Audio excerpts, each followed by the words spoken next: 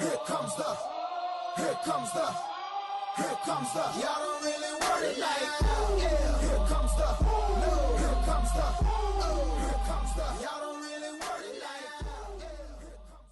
Hello and welcome to another episode of the Drop Goal Podcast. On today's episode we are joined by current try-scoring machine for the Widnes Vikings. It's the man himself, Jack Johnson. Welcome to the podcast, mate. How are you? Hi mate, yeah, good. Good mate, how are you? Not too bad myself. Right, let's jump straight in then. So, growing up as a young lad, what sports were you most interested in at school, and when did rugby league come into your life? So for me, I was always football mad. Growing up, Yep. used to Friday, Saturday, so every night was just footy, and then wasn't until I got to high school that's when I started.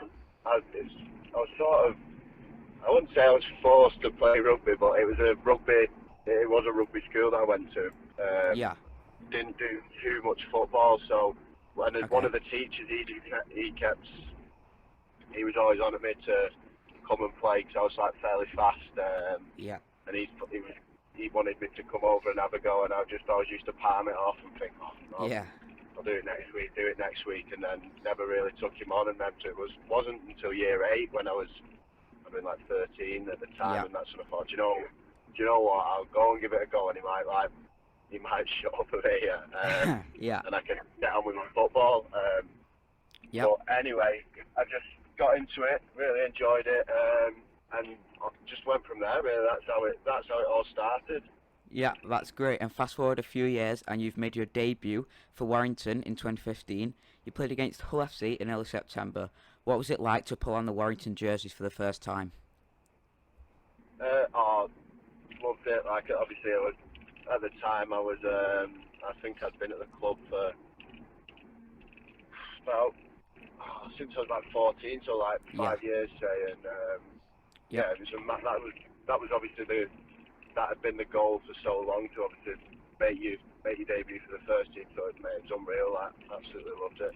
Yep, amazing. So you've been a member of the Warrington Wolves squad from 2015, when you made your debut, to 2019, getting loaned out to a number of different clubs over the years. Is it hard to adapt to each team's style of play when you initially arrive at that club? Yeah, like, so for me, I was just had a terrible run with like injuries. Like I Yeah. broke my wrist, obviously did my leg, and it just felt like it was just constantly, it was stop start, and obviously the system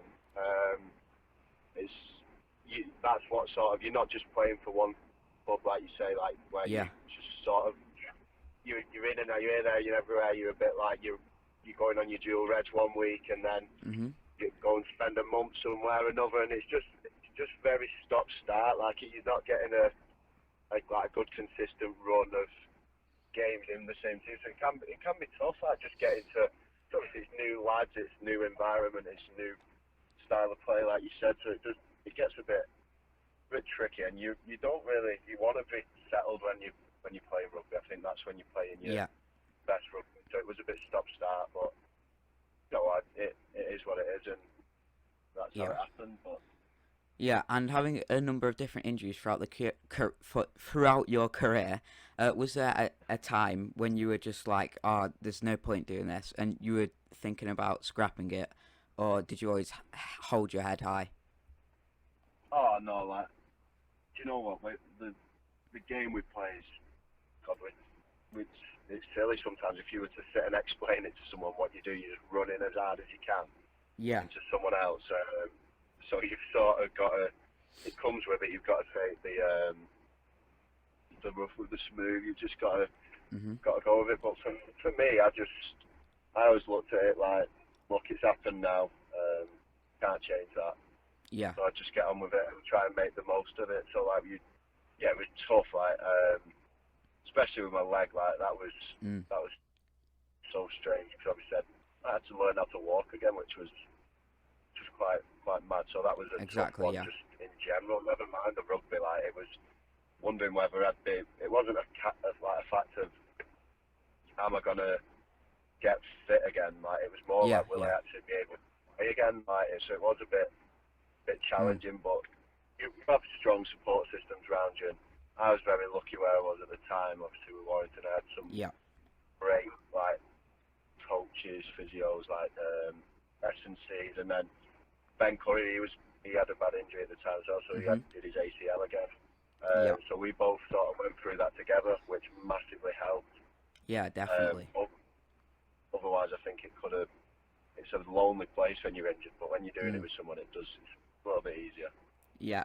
So, like I mentioned, you've been at a number of different clubs over the years. You decided to sign with the Widnes Vikings for the 2020 season. What was your motivation to sign on with the Vikings in 2020? So for me, coming to Widnes was quite an easy sort of decision. It was everything factored in. It was local, local-ish compared to the other options. Obviously, I knew they'd been there before. Like, I played there, enjoyed that.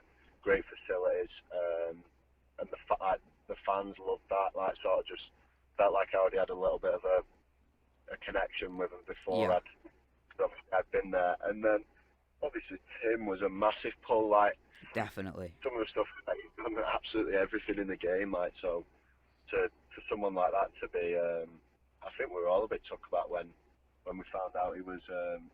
When I saw that, so getting on board with that was something I was really excited about.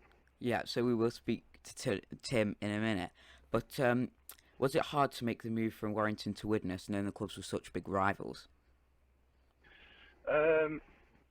Yeah, obviously there is that rivalry there, obviously. But I mean, like I said, I'd been before, so it wasn't. Yeah. Usually it's players going from Widnes to Warrington, so I think I didn't mind going. Like, I wanted to do that, and I thought it was quite an easy transition for me. Definitely. So previously I had your teammate Lloyd Roby on the podcast, and he told me, like yourself, that when he found out that Widnes had acquired Tim Sheens, that it was a massive factor in him signing on again. What influence has Tim had on your career whilst over at the Vikings so far? Yeah, so at the minute, God, it feels like we've not played for ages, so it's been a bit stop start. But when we are around him, he's just like, you just try and feed off him and get what you can out of him, and just listen and take on board what he said, because he's always the best players in the game. So I think he knows what he's talking about. He likes to have a talk, so you just listen and take him what he says. Yeah. Sorry, we lost you then. I'll start. So do you think that on the day, if Featherstone Rovers were promoted to Super League when you were with them back in 2019, that things would have been a bit different and you would have stayed with them and played with them in Super League? Oh, well, obviously it would have been a lot different. Obviously, like, if they'd have got into Super League, like, obviously that was what we wanted at the time. Like, I mean, at that time I wasn't speaking to Widnes, anything like that. We didn't know what I was sort of doing. So yeah, like, it could have been very different. I love my time. To be fair, I love my time at Fev. The only issue for me with Featherstone was the travel, mate. Like, it was 100%. Yeah. We're getting on sometimes. It'd take me like 2.5 hours to get there because of traffic and setting off, and it'd have been very tough to do that. Sort of, because I was lucky. I was still like training with Warrington early parts of the week, and then so I'd only actually go to Fev on a Thursday night and then a team run. So but even twice a week was a lot. But if I'd have had to have done that 4 times a week, like, it'd have just killed me. Like, it'd have been too hard. So that was a lot. That was a massive factor. Definitely. Absolutely loved.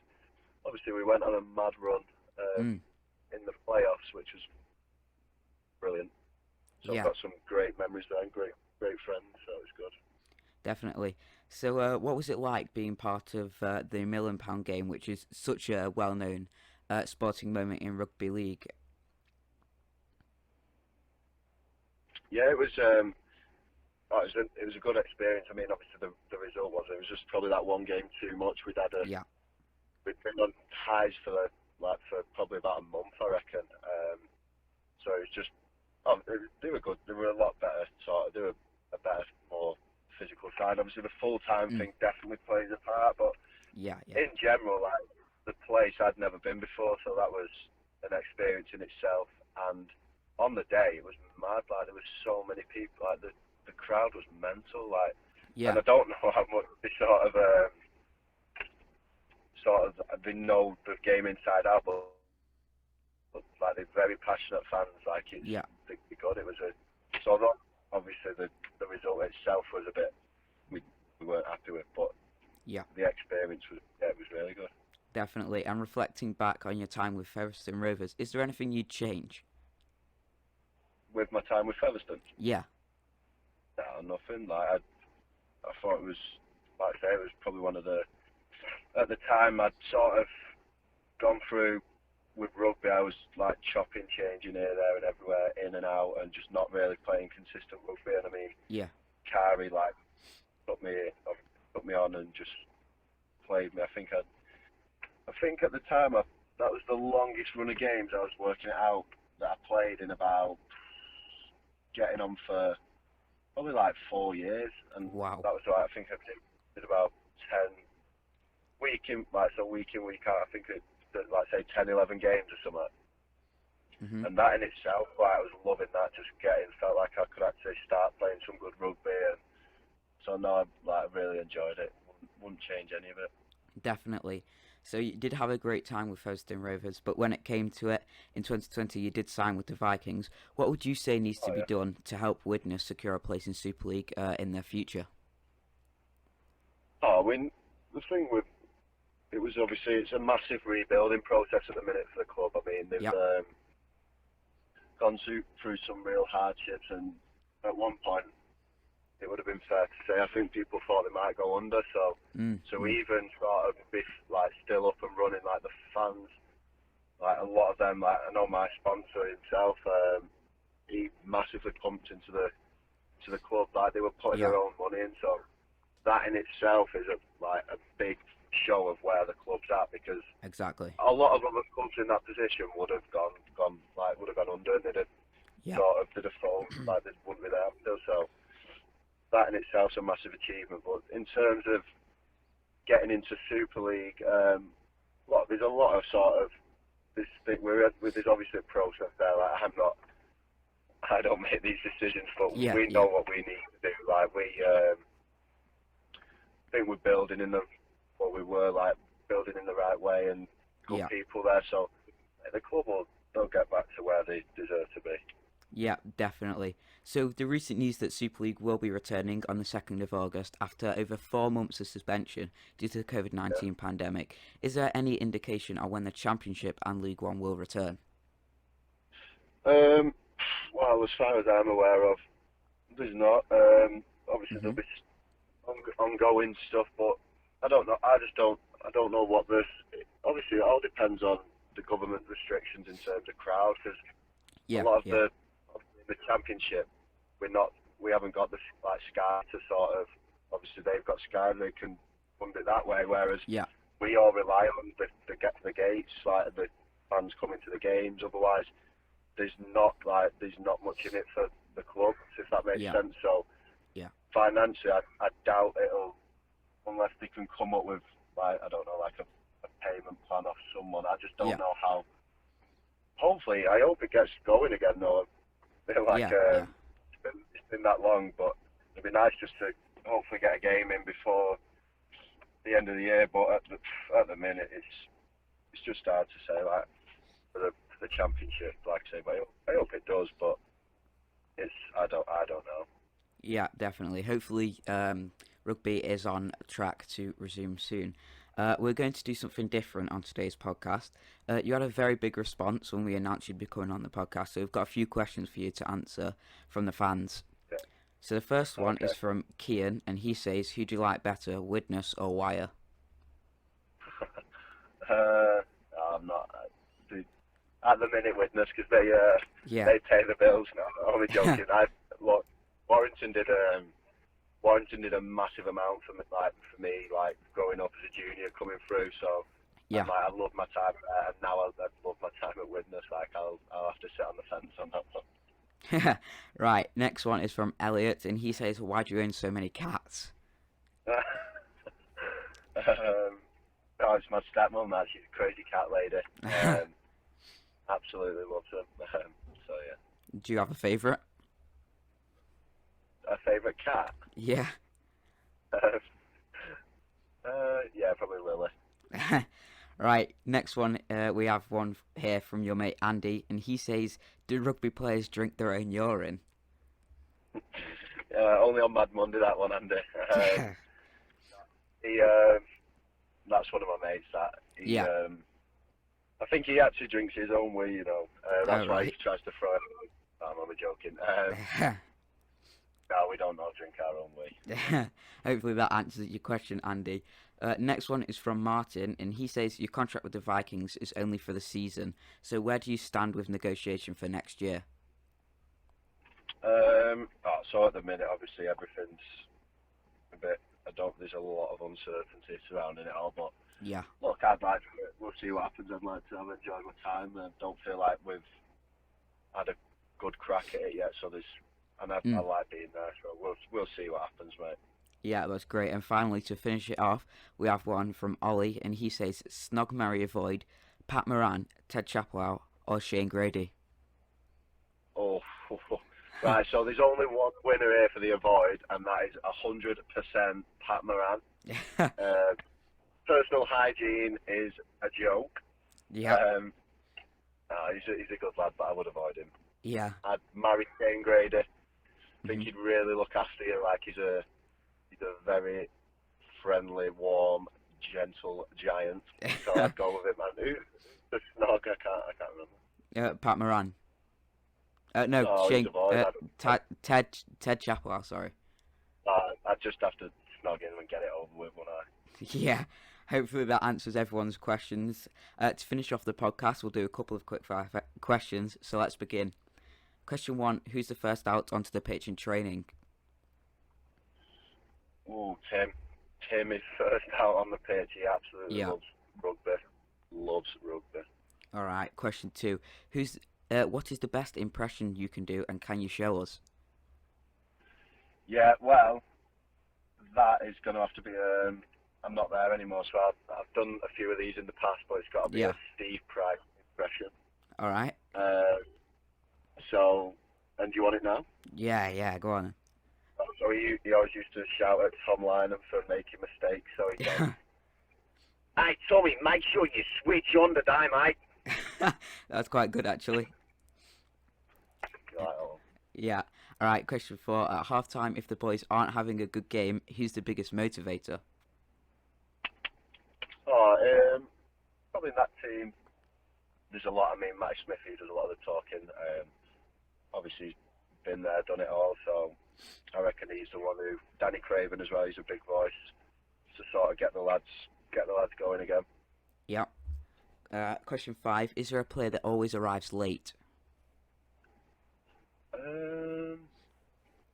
Yeah, there's a few. They all blame it on the work. You see, that's right. the cop out. But Logan loves turning up late, but he always says he's been working, but I'm not having it. I think he's skiving, mate. Yeah, well, if you can get away with it, why not? And question 6. Exactly. Yeah, question 6. Who's the hardest player you've ever had to tackle? Oh, I don't know. But, well, I do. I remember on my debut, actually. Yeah. I think Mark Minicello made a break, and Yeah. his legs are the size of tree trunks, and I was a scrawny little 19-year-old trying to tackle, and just got bumped off, and I thought, welcome to rugby league. Wow. And finally, what would you rather win, a Super League Grand Final or a Challenge Cup? Ooh, probably I reckon Super League Grand Final. I reckon. Yeah, not a bad decision. Right then, that's all we have for today's podcast. Thanks a lot for joining us, Jack. It's been an absolute blast. Hopefully the Vikings will be back in Super League before we know it. Whether you're with them or not, that's something for the future. Thanks again for joining us, and hopefully I'll see you back on the field again soon. All the best, Jack. Cheers, pal. Thanks for having me. Have a good one. Mate. See ya. See you, pal. Bye. Bye, mate. Here comes the, here comes the, here comes the. Y'all don't really want it like that. Yeah.